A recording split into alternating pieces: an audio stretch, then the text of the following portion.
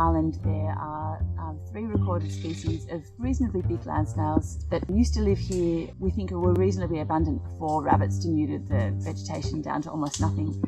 And the last live specimens were found around the time that rabbits were eradicated in the 1980s. But we're not sure if they're still here, so we've been out hunting. So far we haven't found anything this trip. There were some shells found in 1996 that were identified as belonging to these species, and so there's still some hope they might be here. They're currently listed as critically endangered, not extinct, so crossing our fingers and looking as hard as we can.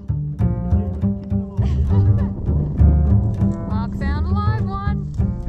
Today has been really exciting. They haven't been seen alive in probably 40 years, and until now.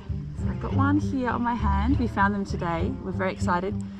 We actually had no idea what their microhabitat was because all the early records just have shells and just say Phillip Island. They don't give any details.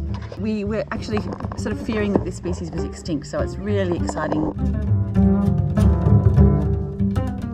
Why should we care about snails? That is a very good question, and it's a tricky one to answer, but snails are part of the ecosystem of Earth's biodiversity, and there are birds and plants and bees and mammals, and it's very hard to divvy up and say, you know, some things are more important than the others because they're all part of one big system, and the more elements we understand and protect, the more stable the system is likely going to be.